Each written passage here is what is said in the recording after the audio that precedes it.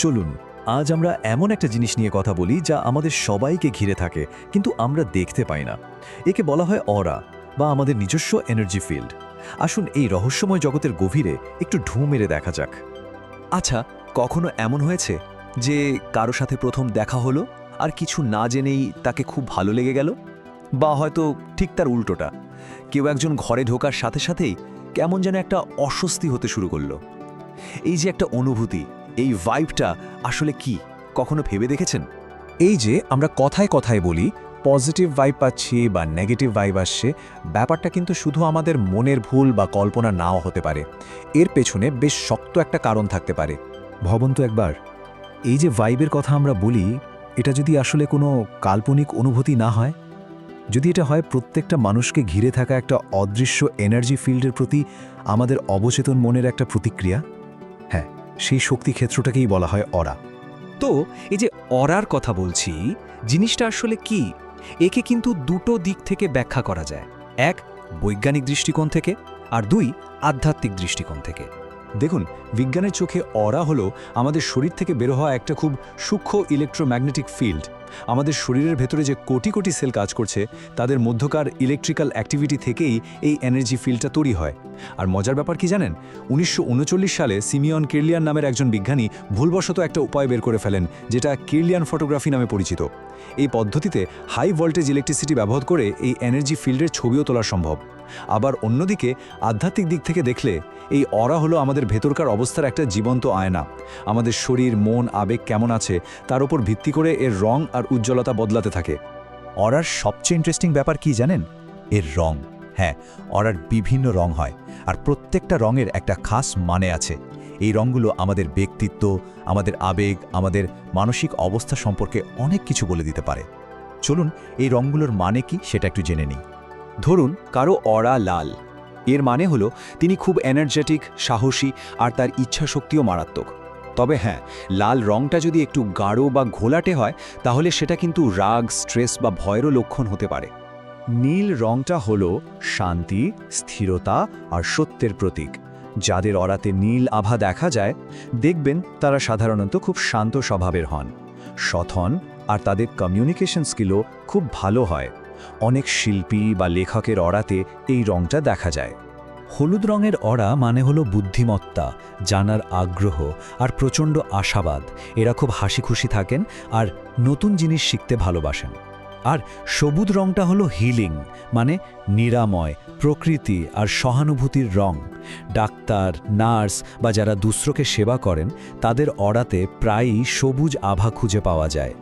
এবার আসি বেগুনি রঙে, যেটা কিন্তু খুবই পাওয়ারফুল একটা রং। এটা উচ্চ আধ্যাত্মিকতা বা হাই স্পিরিচুয়ালিটির প্রতীক।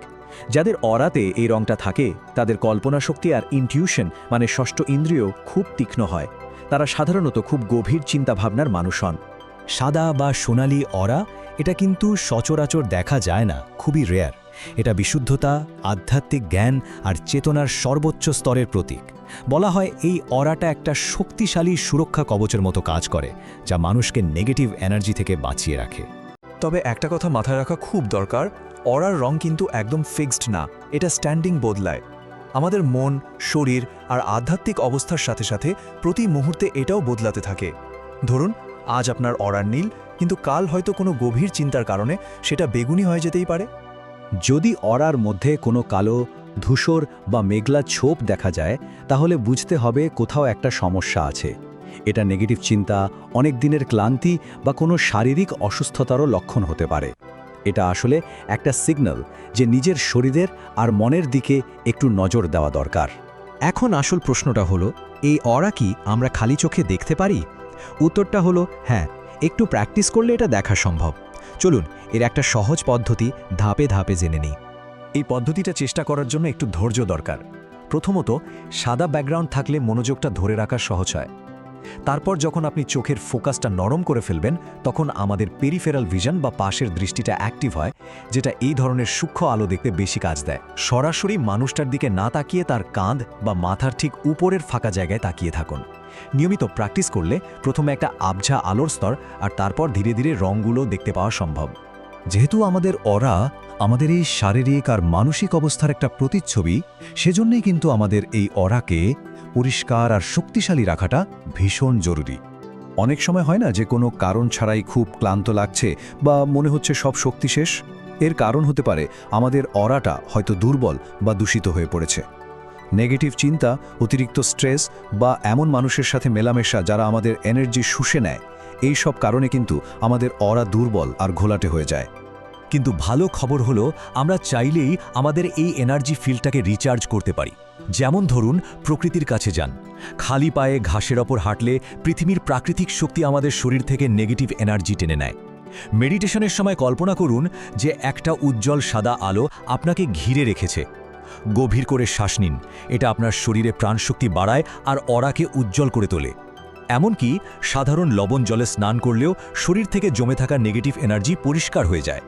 আসলে সব মিলিয়ে বলতে গেলে আপনার অরা হলো আপনার এনার্জি সিগনেচার, মানে আপনার নিজস্ব শক্তির স্বাক্ষর। আপনার ভেতরের চিন্তাভাবনা, আপনার অনুভূতি, তার সবই এই আভার মাধ্যমে আপনার চারপাশে প্রকাশ পায়। তো এই সব শোনার পর এখন আপনার কি মনে হচ্ছে? এই মুহূর্তে আপনার অরা রং কেমন হতে পারে? কোন রংটা আপনার ব্যক্তিত্ব আর এখনকার মানসিক অবস্থার সাথে সবচেয়ে বেশি মিলে যাচ্ছে?